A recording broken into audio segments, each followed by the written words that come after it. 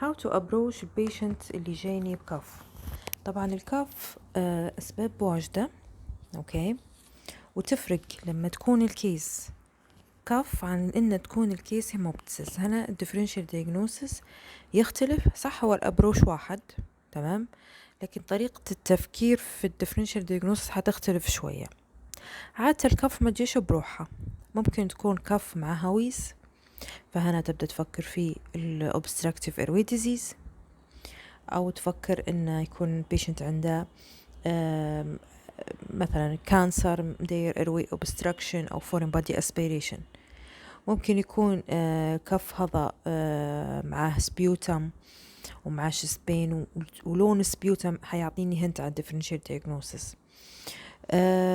في كف ممكن يكون مع acute chest pain ومع acute dyspnea، وكف أنا بفكر في pulmonary embolism، تمام. الحاجة الأخرى إن الماسكولوسكيليتال مش الماسكولوسكيليتال، نيوروماسكولار ديس أوردر ممكن يسبب كف. السي في اي ممكن يدير كف ودير شوكينج، أوكي. فهذينا بنحطوا بيننا من النقاط هذينا. بالنسبة للديفرنشال دياجنوستس اوف كاف، يفرق الأكيوت كاف على الكرونيك كاف. عادة نحن ما نقولوش كرونيك كاف إلا بعد مرور 8 أسابيع. نبدأ نفكر في الكرونيك كاف زي حالات برونكيال أزمة، سي أو بي دي، الجيرد، الانترستيشيال لانج ديزيز، الدراج انديوزد زي الناس اللي ياخدوا في اس انهبيتور، السموكر، البرونكياكتسز، التي بي، البلمونري اوديما، السيستيك فايبروسز. هذين اسباب الكرونيك كاف. الاكيوت كاف تبدا تفكري اما acute exacerbation of asthma، acute exacerbation of COPD، foreign body، ACE inhibitor، pulmonary embolism، أو upper respiratory tract infection أو lower respiratory tract infection، أو acute pulmonary edema. هذوما يجوك ب acute presentation. الكف ممكن تكون dry، ممكن تكون productive. لما تكون productive كف فأنا معناها بنسأل أسئلة related للسبيوتم. من أسئلة المهمة اللي related للسبيوتم اللي هو السبيوتم هذا شن شكله؟ هل هو watery أو frothy like، ويكون لونه يا إما clear أو إنه يكون pink، يعني فيه blood، معناها أنا نفكر في الأكيوت بالمونري أوديما. لو كان السبيوتم هذا ميوكويد، تمام، الميوكويد هذا لو كان مثلا وايت أو يقولك رصاصي أو أبيض، أنا ممكن يكون برونكيال أزمة وسي أو بي دي. لكن لو كان لونه يلو أو لونه جرين، معناها هنا في انفكشن، اوكي، في نيومونيا.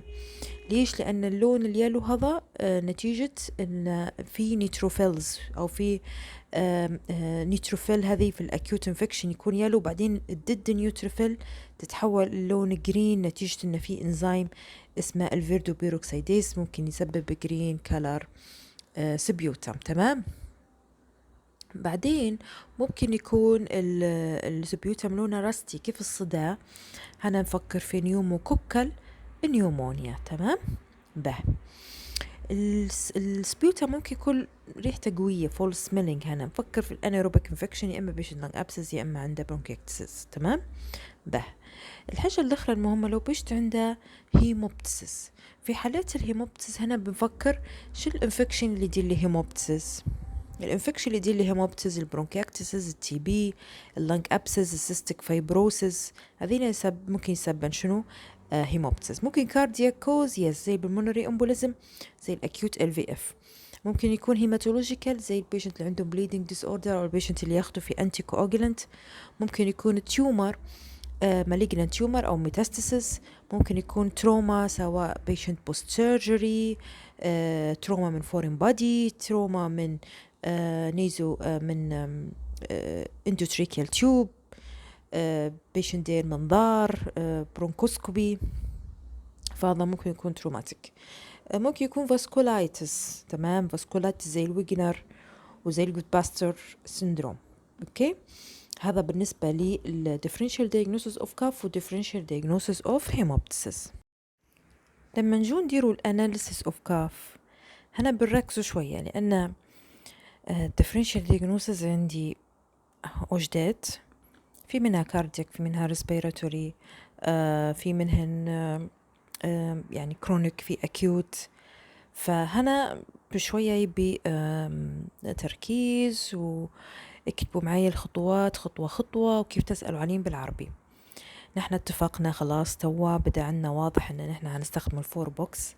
واول بوكس حنبدأ فيه حناخد الكف هذه حنسأل الأونست والديوريشن. الكف بدأت فجأة هنفكر في حاجة، يا إما بيشنت مثلا كان تعرض فجأة إلى دست أو تعرض إلى فيومز يعني عجيج أو بخار من يعني في exposure، أو إن البيشنت يكون بالمونري امبوليزم. تمام، حتى هي تجي فجأة. الكرونيك كاف هنفكر في other causes أو الكرونيك respiratory disorder. تمام، بعدين الكف هذه هل مستمرة ولا تمشي وتجي؟ مهمة جدا. في ممكن يقول لك لا الكحة لما تقولها بدأت فجأة ولا بالتدريج، يقول لك والله هي بتجيني مرة يعني تصير لي مش أول مرة تصير لي فيها أتاكس. مهم من أمتى كملها بالضبط. والله لي شهر، قبل شهر كانت أمورها كويسة، كانش في كحة ما كانش في شيء، عشان نعرف إنه فعلا من شهر بدأت معاه أو من شهرين أو من أسبوع.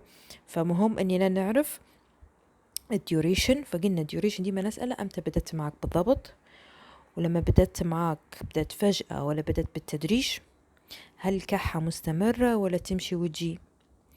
لو قال لك تمشي وتجي، هل ما بين هل تجد طبيعي بعدها، يعني مثلا الفترة اللي ما يكونش فيها كحة أمورك تجد كويسة ما فيش أي أعراض أو لا. لأن مهمة هذه في حالات البرونكيال أزمة البيشنت يكون free of symptom in between الأتاكس، وهذه مهمة نسألوا عليها. فالأسئلة الأولى أو أول قسم من الأسئلة onset duration، وهل هي attacks ولا continuous، وهل البيشنت ما بين الأتاكس أموره كويسة ولا لا. بعدين بنسأل هل جافة الكحة ولا فيها بلغم. لو قال لك جافة خلاص وفر عليك، لكن لو قال لك فيها بلغم تمام، تو بتاخد السبيوتم هذا البلغم هذا تبدي له اناليسيس. اول سؤال حتسأله شو اللونه، هل كميته واجدة ولا شوية.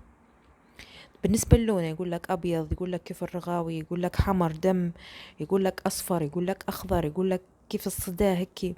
فهذين الالوان اللي احنا حكينا عليهن. بعدين الكمية، هل كمية واجدة ولا شوية. هاتها الجماعة اللي عندهم كرونيك برودكتيف كف، يقول لك والله نعبي في كباية أقل شوية شوية شوية، مرات في المنديل ينزل أو يطلع طشة في المنديل. فهذا الأموات مهمة. بعدين هل في ريحة قوية أو كيف ريحة مش محببة. تمام، هل له علاقة بوضعية معينة، مثلا ترقد على جنب معين تحس إن البلغم يطلع أكثر، وهذه مهمة في البرونكياكتسس.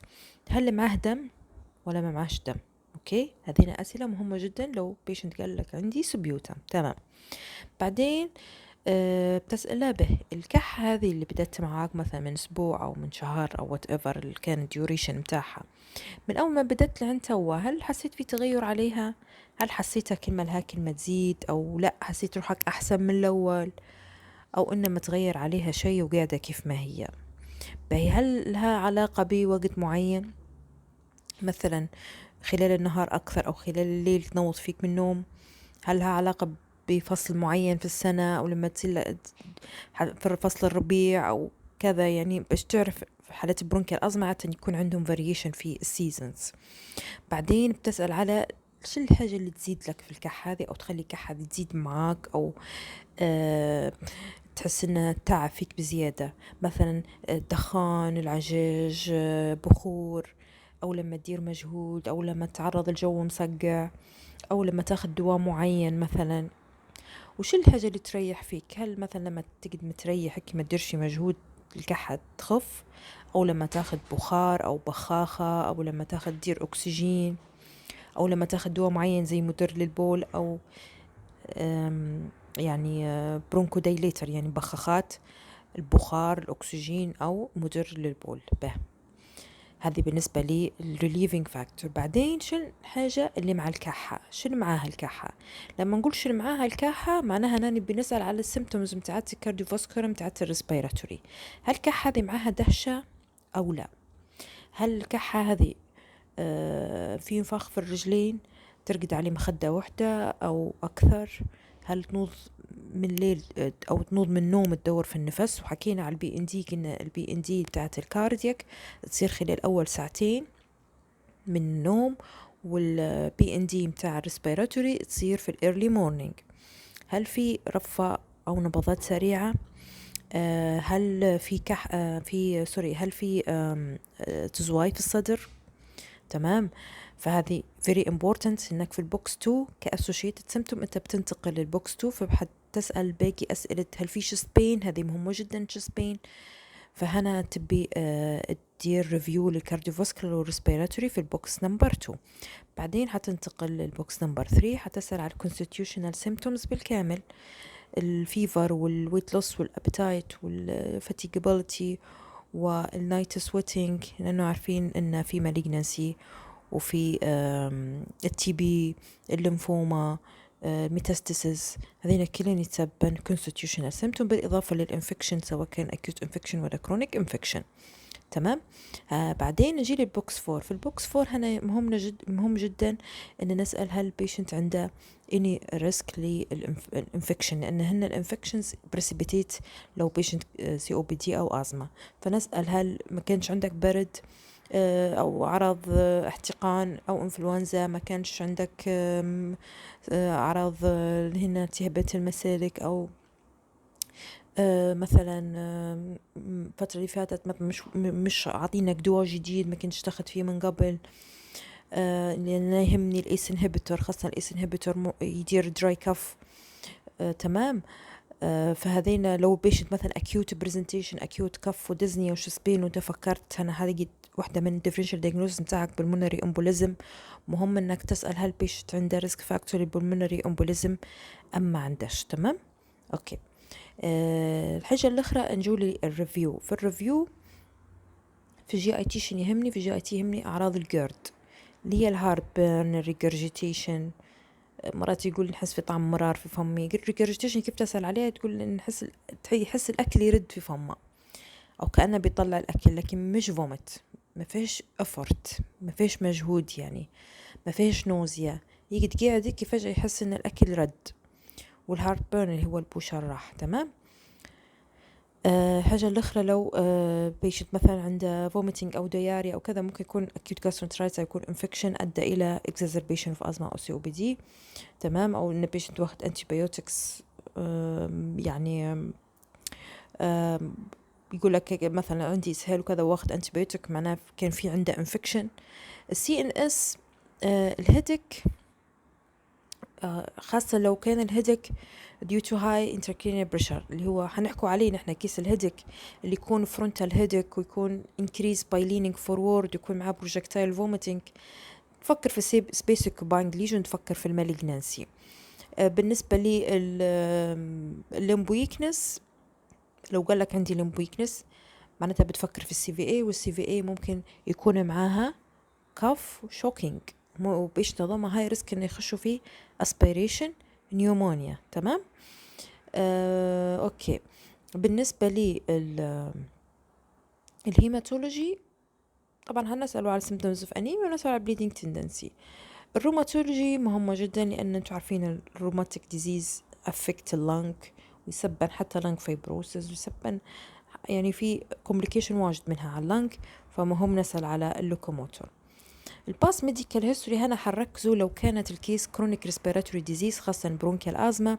يهمنا البرونكيال أزمة هذه من أمتى، أو سي او بي دي من أمتى دياجنوست، وهل هو ياخذ في تريتمنت معين أو لا، وهل هو مثلا ريجولار فولو أب، وأمتى آخر مرة صارت له النوبة، وش الحاجة اللي تخلي النوبة تجيه، وهل عمره خش لي العناية أو خش للمستشفى وحطوه على التنفس الصناعي.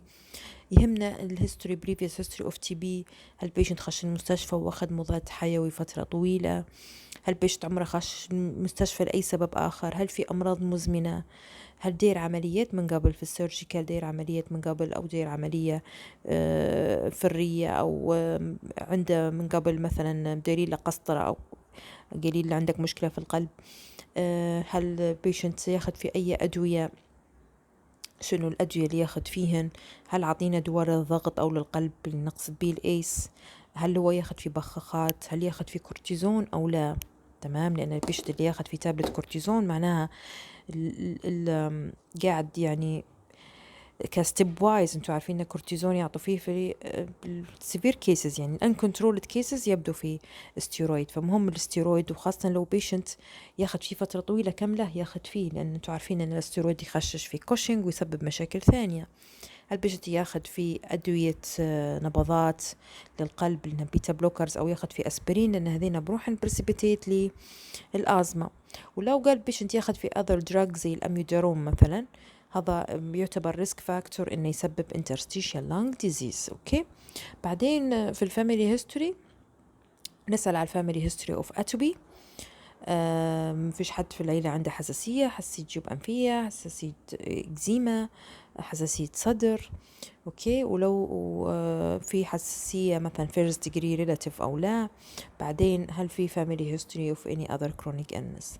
في السوشيال history مهم جدا السموكينج history، كم سنة يدخن، كم سبسي في اليوم، لأن في حاجة اسمها الباكير. باكير هي عدد السيجرت ضرب عدد السنوات اللي هو يدخن فيه، نقسمها 20.